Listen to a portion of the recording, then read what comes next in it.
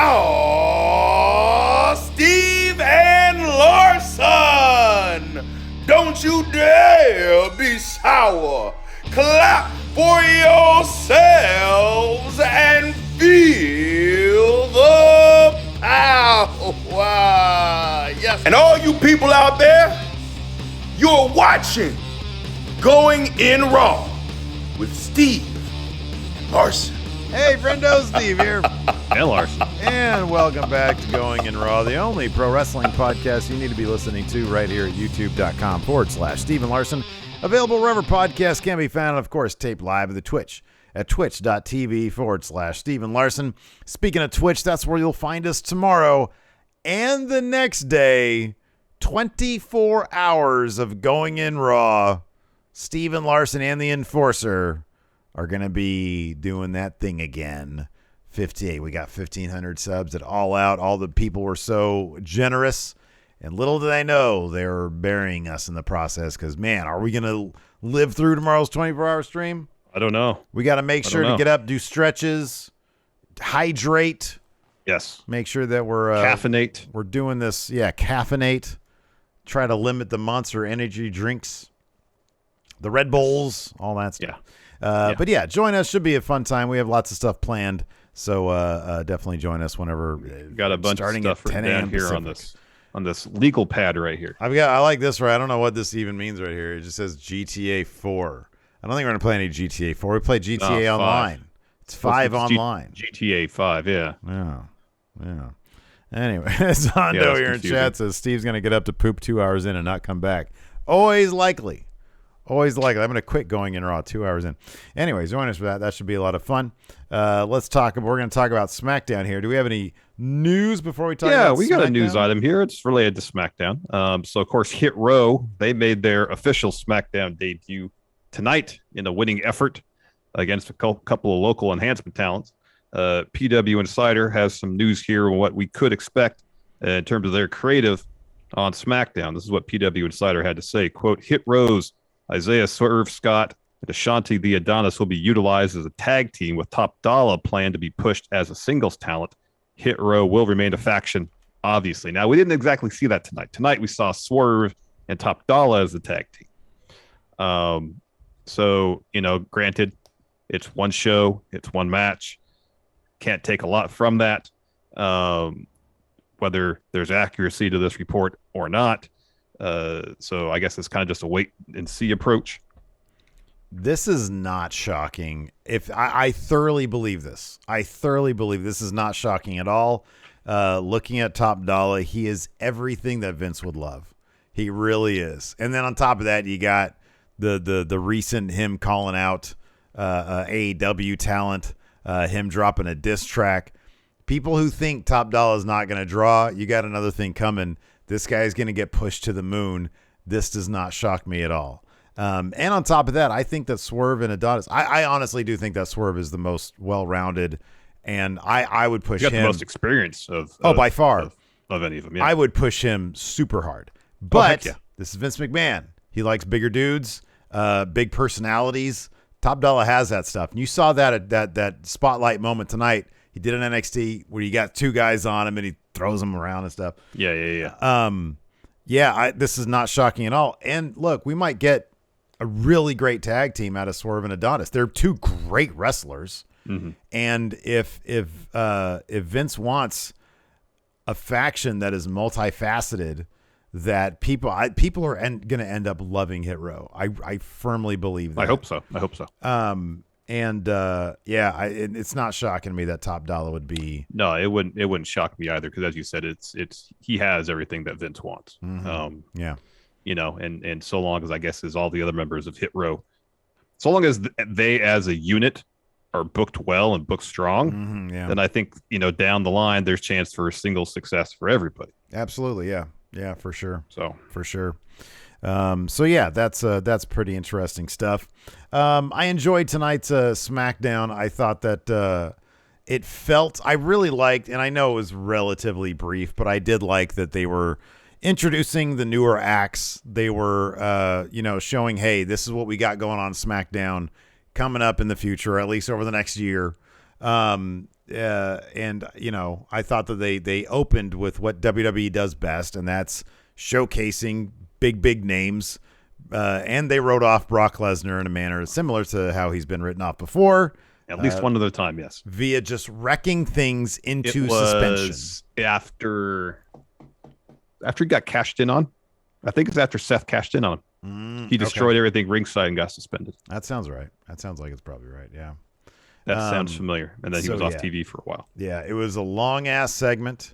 The entire thing, I think, was like 36 minutes from... the first 36 minutes of the show had 0 wrestling on it. Yeah. That's correct. Yeah.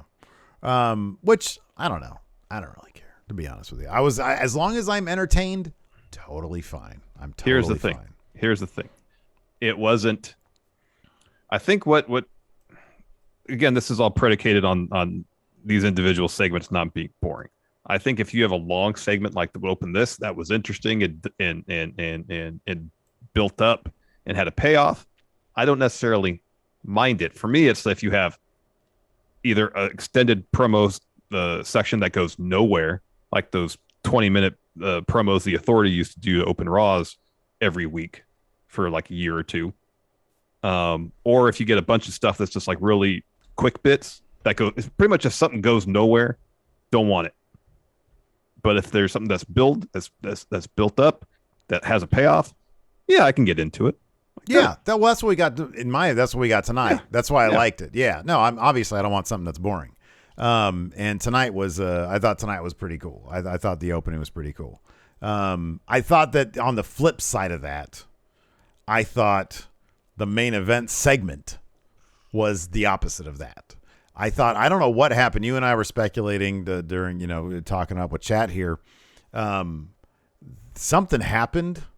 There was a change made because Becky and Charlotte both came out in their ring gear. Becky earlier in the night had teased going after Charlotte to become Becky Two Belts. Charlotte teased it in the ring, said, let's have a match. They did an awkward exchange of the titles. And then Sasha comes down, obviously improvising with Charlotte. Becky just says, all right, I'm heading to Raw, bye. And then they just have a little bit of a brawl between Charlotte and Sasha. Yeah. It was awkward. It seemed on the fly. And I'm looking forward to hearing either via Fightful, PW Insider, whoever. There's something more going on there because that was not something that was like, hey, here's a great idea. How about they fumble over the title swap and then it just fizzles out into a wet fart? Is that a good idea? Everybody agree? Good stuff? Okay, great. I wouldn't put it past them to plan a wet fart because they do plenty. Happy Corbin. But this segment seemed like it was supposed to be something much bigger, and something happened here. So what I thought was at first watching it was like it was awkward.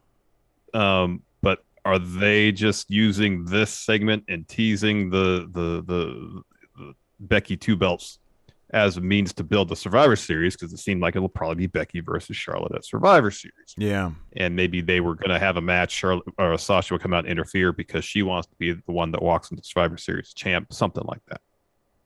Maybe they ran short on time. Maybe they decided not to do that. I don't know. It did seem put together at the last minute. It was really awkward.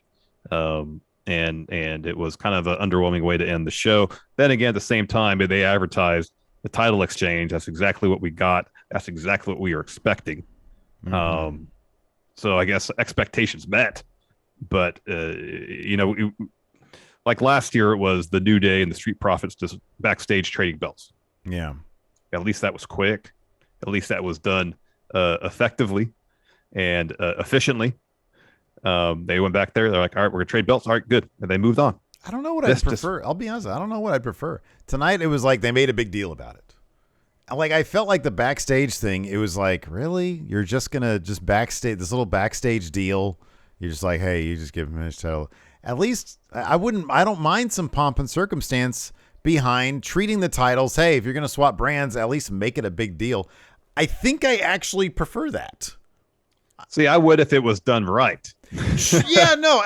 Like I said at the beginning, you were have saying, this clumsy, awkward thing. Give me something that gets it over with quickly. You know? I don't mind a long opening segment as long as it's not boring. I agree. I wouldn't mind a title swap as long as it was interesting. And this was weird, that bit where Becky like ran after the title like a child grabbing at a toy. That was just weird. The weirdest part was Charlotte takes her title off and Becky goes over and just slaps it out of her hand. Yeah, that part. That's what I'm talking about. Like she awkwardly just ran over there and like batted at it like a cat. And then they just like chuck him on the ground and Sonya's like just sort of like, what's going on here? It was weird. And I guarantee you something else is supposed to happen. They might, I don't know. I keep on hearing people talk about title unification. Becky keeps on talking about Becky 2 belts. What wouldn't shock me at all is if Fox and USA were both like, hey, we're paying you $1 billion. We want Becky. And the only way you can satisfy that, if that is a demand, like, hey, listen, we shouldn't have to pay you any more money. We both want Becky. Then you just do it. You just make it Becky 2 belts. And she anchors both brands, both, the women's division. When I saw both Becky and Charlotte during their promos earlier, both in the ring gear, I was like, oh, Becky's walking out of here with both those belts. You texted me that, and I was like, yeah. That's cool. I could see that. And then they come out in their ring gear, and then they do that weird shit where the people are batting at titles. It's weird. Yeah, it was really awkward. I would not be shocked if they built Survivor Series. But then how would they justify a Survivor Series title unification or a 2-belt situation for one match? But then they don't do that for the WWE Universal. They would do that because it's the nature of the feud between those two individuals, Mm-hmm. Well, Roman is not going to say, Roman wouldn't be willing, I would think, to potentially put up his title just to get the WWE title, because I feel like he literally called Drew the B champion. The WWE title is beneath Roman Reigns. That's a good point. That's a really good point. Yeah. That's and he would be willing to put up his belt just to get the B title. He views all other titles as the 24/7 title. They're all on par. That's a good point. That's why I ask you these things. Sometimes I have answers to those questions, but usually I don't. All right, let's take a quick break here to get a word in from our sponsor, Simply Safe. Larson, when you're like me and you have a house full of gold, talking about the one IWGP title I've got left here in my predictions titles, you got to keep your home safe. And I've got some big news about my favorite home security company. Simply Safe has a brand new wireless outdoor security camera that is engineered with all the advanced tech and security features you need to help keep you, your family, and your title safe. That's right. Simply Safe, the system that was already named by U.S. News and World Report the best home security system of 2021, has gotten even better. This new wireless outdoor security camera has got an ultra-wide field of view so you can watch your whole yard. Plus, 1080p high-definition resolution so you can zoom in and clearly see things like faces and license plates, and a built-in spotlight with color night vision so you can keep an eye on what's going on day or night. That's right, man. And the camera integrates with your Simply Safe home security system, meaning your protection extends outside. Together, it means every door, window, and room are protected. And now your property, including your championship belts, or belt in my case, will be too. To learn more about the exciting new Simply Safe wireless outdoor security camera, visit simplysafe.com/raw. What's more, Simply Safe is celebrating this new camera by offering 20% off your entire new system and your first month of monitoring service free when you enroll in interactive monitoring. Again, that's simplysafe.com/raw. Roman comes out to open Smackdown. Asks Paul for the mic. He says, are you holding that title for me or for Brock? Because when I put my hand out tonight, you did the right thing with the mic. But last night, I put my hand out and you just threw the title in the ring. Can we work on this? Roman puts his hand out. Paul puts the title in his hand. He says, that's pretty easy, right? It's pretty easy. You're not great at your job, Paul, but I am. I don't think there's any denying it at this point. I'm the best of the best. I've carried WWE on my back for over a year and a half now. I'm your tribal chief. I'm the greatest Universal Champion of all time. It's a short list. Not that impressive. He says, you want to know why? Because I smashed everyone. And he runs down everybody he smashed. Last night, I smashed Brock Lesnar. Speaking of Brock, what's he got to say about that? He said something to his tribal chief, didn't he? Paul gets his phone out, brings up Twitter. Brock said, the moment I arrive at SmackDown, I'm going to beat Roman Reigns senseless. Roman bats the phone out of Paul's hand, laughs. He says, I beat Brock so bad, he's tweeting now. That was pretty funny. Yeah, he addresses Brock. Yeah, Roman was on another level tonight. It was pretty great. Yeah. He looked exceptionally tired, but he was on a roll. Yeah, right. So maybe that was part of it. Sometimes you get a little bit loopy. He addresses Brock directly. He says, I run this place. I'm not going anywhere. He asks the crowd, he says, you want to see Brock tonight? Me too, because I don't mind smashing him 2 nights in a row. Wichita. You want to see me whoop Brock again tonight? Then acknowledge me. They all acknowledge me. Various chants and boos and all that. He stands around, no Brock. He says, oh, Brock must be scared of me. I'm not leaving until Brock comes out here. We get a commercial break. Back from break. He's still talking to the crowd. He says, well, my time's up here. I fulfilled my obligation. Tribal Chief shows up at SmackDown. Nothing left for me to do here. Crowd's chanting, we want Lesnar. He says, so do I, but he's scared of me. I told you. He says, this is where we have to part ways. This is about as soon as he's about to leave, Brock's music hits. Brock comes down, attacks Roman, sends Roman out. They fight on the outside. Brock sets his sights sort of on Paul, but he's just getting the steel steps. According to Pat McAfee, they weigh 200 pounds. Bashes Roman with the steps. Brock gets Roman up. The Usos attack. Brock sends them flying. Roman attacks Brock. Brock sends him in the post. This camera guy, his plant, is getting way too close to the action. Brock turns, grabs the camera, shoves the camera guy, throws the camera at Roman. Roman ducks. It explodes into a million pieces on the post. Brock starts tossing refs around. I think who is it? Was it Daivari? Yeah, one of the producers. Daivari. He throws over the Daivari, table. Yeah. Pierce comes out, sends the locker room down. Cesaro sort of confronts Lesnar. Lesnar jumps into the ring as Roman and the Usos flee. He grabs the title, raises it high. Crowd's going nuts for all this stuff. Back from commercial. We go to commercial again, yeah. And then we come back, and Adam Pearce is in the ring. He's like, I can't allow anyone to hold the show hostage. It caused that level of chaos. Brock was irresponsible. He endangered the crew, officials, superstar, and the WWE Universe. Can't allow that to happen. So, Brock, you're suspended indefinitely. So Brock hears this backstage and comes back out. No music, no pomp. Scary. He just comes out. Pretty terrifying. And he just kind of slowly walks to the ring.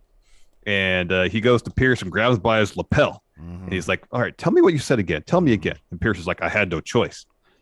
I have to suspend you indefinitely. Mm-hmm. And so Brock, still holding Pierce by his lapels, pushes him in the corner and lets go. And really briefly tries to straighten his jacket out and then picks him up. Bang, F5. Oh, yeah. Crowd immediately chants one more time. They're playing Brock's music. He picks Pierce up. Bang, F5 again. This time he splits his pants. Yeah, he does. His pants he come tore his shirt off. too. Yeah. And then Brock picks up the mic and says to Pierce, I can't hear you. Tell me again. And then seemingly inadvertently kind of smacks Pierce in the face with the mic. And then he leaves. Yeah, man, that was pretty intense. Backstage, Sonya Deville's on the phone trying to figure everything out. Naomi approaches. She's pissed off about last week with the Shayna Baszler business. Says they have unfinished business. She wants a fair one-on-one match. Sonya says, I have other business to attend to. I don't know if you noticed. I don't have time to beat you up again. Get out of my face. She turns around. Drew standing there. Says, Sonya, it's my first night here on SmackDown. It's chaos. I'm going to do you a favor. I'm going to go out and issue an open challenge. I don't care if you want me to or not, but that happens now. So Drew comes out, says, hey, we need a match already, guys. Who wants it? And that was great. Again, acknowledging potentially some of the creative shortcomings of the show. Yeah, Drew, that should be his new thing, where he just sort of, whenever something shitty, another championship contender match, huh? So anyways, Sami Zayn comes out. He's got new music. Now, well, no, hold on. It's not just that he has new music. The new music starts with the old music and does the tape winding down thing. They love that. Like they have with Sasha's theme. Yeah.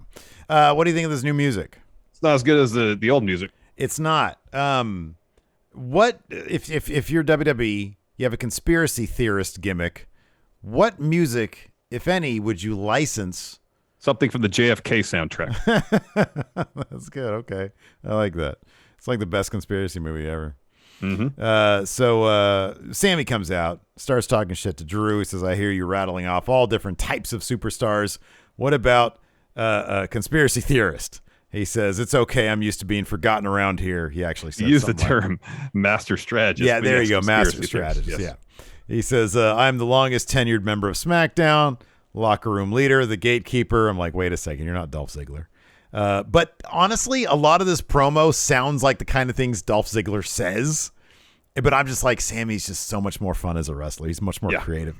So anyways, he says, I accept your challenge. When I beat you, I'll remain the best superstar on SmackDown. They have a match.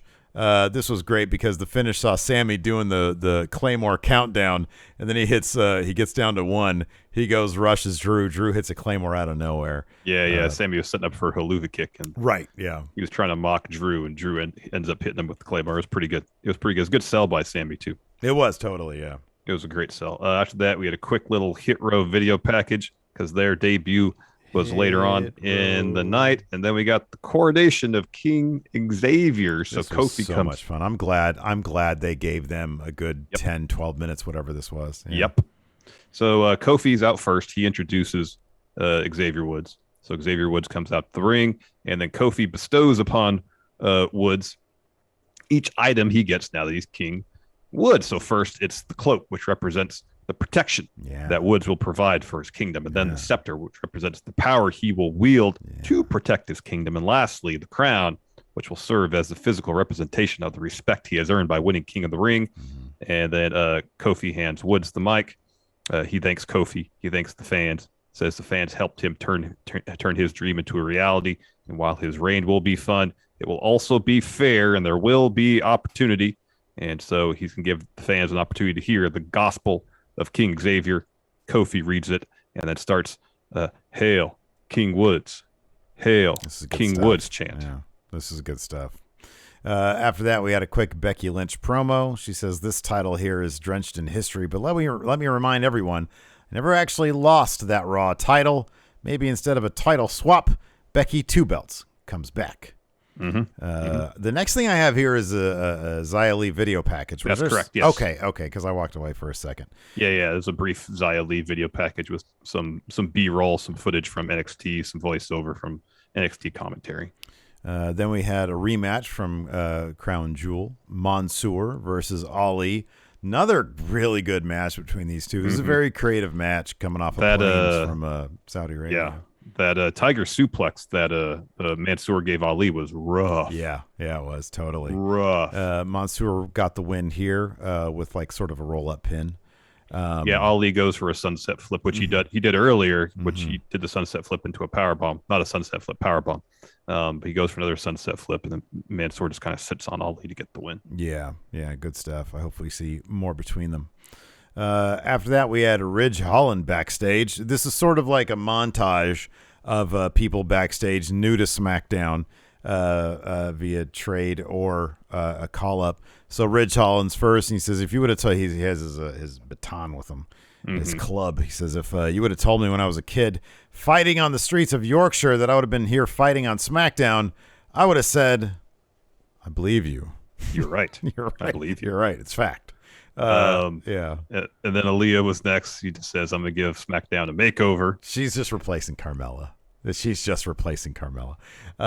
Humbertos Garza are next. Yes. They just talk about how good they look. Yeah, and then because they look good, winning is easy. Yeah, that's, not sure about the logic on that one. Then we had Sheamus. He says, no one delivers in the ring like me. I deliver banger after banger after banger after banger. That's what I've been saying for like 18 months, man. This dude is a killer wrestler. Like you wrote his promo for him. Right? And then we had the debut of Hit Row. They come out. They all drop a promo. They intro themselves similar to the way they did back in NXT. And like you mentioned earlier, we had Swerve and Top Dollar versus a couple of jobbers. I did not catch their name. Dustin Lawyer and Daniel Williams. Dustin Lawyer. Yeah, Pat McAfee was really good on commentary, fleshing out the backstory of these funny. Two enhancement talents. All improv. Pretty funny. All improv. Yeah. It was great. Yeah. It was pretty great. So Swerve and Top Dollar win pretty handily. They win with a combo of house call from Swerve, and then Top Dollar did like a side slam on Dustin Lawyer to get the win. Yeah. After that, we had Boogs introing Nakamura in advance of his match. Oh, I missed something. There was Sonya. She's leaving the trainer's room. So Kayla's standing out there for an interview. Oh, yeah. And she's asked about Sonya's asked about Adam Pearce's condition. Sonya's like, yeah, he'll be fine. Said it's unfortunate. She said, I told him I would go out and announce that Brock was suspended, but he insisted on doing it. And she's talking about later tonight, title exchange is going to happen, which will be combustible, but Adam Pearce left me in charge of that. So, with that knowledge and given some of Sonya and Charlotte's past interactions, I was like, okay, something's up here, I know. She seemed so inconvenienced. She was not happy about Pierce. So then we had Happy Corbin versus Nakamura. We had another terrible picture-in-picture promo with Madcap. Hold on. Not only was this just match. Yes. Another it's a championship contenders match. We had one of those on Rampage tonight. Championship contenders match. What do they call? They call something else. A championship eliminator match. Yeah, that's right. So this match was it was what it was. Shenanigans on the outside with Boogs and Madcap led to Corbin hitting an end of days on Nakamura for the win. Yeah, so like in the past, every time Boogs started shredding, it would help Nakamura win matches. This time, he was out there shredding, and then Moss comes over, lays him out. This distracts Nakamura. So Nakamura gets set in the ring steps by Corbin. Corbin hits him with end of days to get the win. Mm-hmm. Yeah. After that, we had one of those little backstage promos, this time from Charlotte, responding to Becky. She says, Becky, of course you're not going to hand it over. Just act like it's the suitcase you used to carry for me during the early parts of your career and hand over the title. Yeah. Then we had the really awkward title swap. So they both come out. Yeah. And then, I mean, we sort of described it already. They just sort of awkwardly. So Sonya introduces the segment briefly. It's like, okay, this is a situation. We had two champs drafted the opposite brands. Now they got to trade titles essentially. So let's get it going. And so immediately Becky's like, no, Charlotte does it first. Mm-hmm. Yeah. And Charlotte's like, fine. And that's when she undoes it, smacks it out of her hand. Charlotte goes to pick it up, hands it to Sonya. And then Becky takes off the SmackDown title and throws it at Charlotte. Yeah. And that's what Charlotte says. Yeah. Awkward. It is very awkward. I wonder if there's somebody earlier in chat said Becky didn't look terribly happy in this segment. And I wonder if there's something to be said about that. I wonder if this was like, she was like, wait a second. No, this is crap. This is dumb. So anyways, yeah, Becky's, Sasha Banks comes out because Charlotte says, how about we do title versus title right now? Mm-hmm. And there's like 8 minutes, 8 minutes left in the show. It seems possible. I was like, okay, that's interesting. And then Sasha Banks comes out. I'm like, oh, that's even more interesting. She starts talking about how she runs this show. Sasha wasn't in ring gear, though. She was in, wasn't she? I thought she was in the same outfit she wore at Crown Jewel, just with the T-shirt on or anything, or over it. She didn't have her wrestling shoes on. Okay, yeah, well, yeah. So she says, I run this. Charlotte says, this is my show.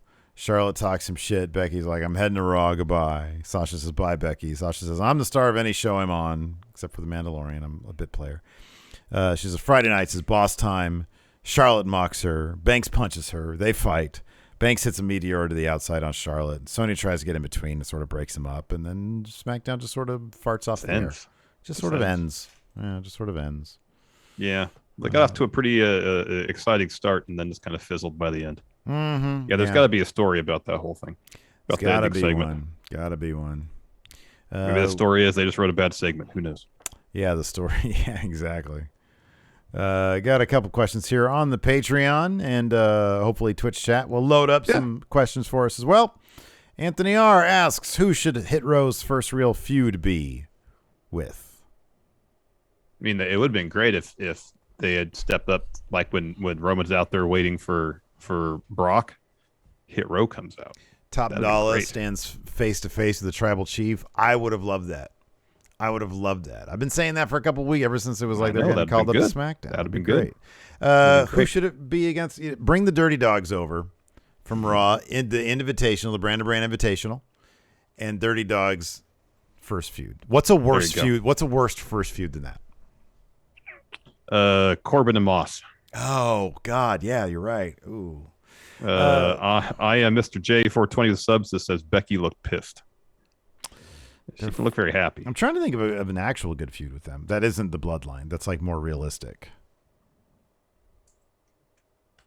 Well, that's one of the issues in WWE. They don't really have a whole lot of other factions. Yeah, you know? I know. Other than Bloodline. Yeah. I mean, they're probably going to bring New Day into They're probably going to bring New Day into the Bloodline stuff with the Survivor Series coming up. There's a bunch of other tag teams. What about isn't the War Raiders on SmackDown? Viking Raiders, yeah. Them, because it's a win. Okay. It's a win. Yeah, that would be a win. Let's see here. Ow. My toe is giving me fits. Man. Oh, my Every time I touch it, it hurts. Well, don't touch it then. Okay, doctor. Easy solution. Moses supposes. Should New Day now focus on an Xavier singles run or stay focused on the tag titles? Why not both? Yeah, you could do both. You could do both. I would say if it, I'd do the tag titles. There's a lot of singles guys, man. Theo Third Anarchist says Becky did say let's go double or nothing constantly, like she was trying to appeal to higher ups to make it happen. Yeah, man. The horsewomen, they need to stage a bit of a protest here. Say, hey, listen, do what we want. Oh, good question here. White Brownie, who will be the captain of Team SmackDown this year? Boogs and Nakamura. That's a good point. Dr. Lipkin says, shouldn't the logical feud be New Day versus Shinsuke and Boogs? Because it's music. Yeah. There's music. And also, who was king before Woods was? Nakamura. And then before him was Corbin. W. Talavera says, how much of the recaps have they covered? Or done both shows? There were a lot of recaps in SmackDown tonight, too, I noticed. Like, something happened, they go to commercial, and they recap the segment that just happened. I give them a little bit of leeway because they're just getting off the plane.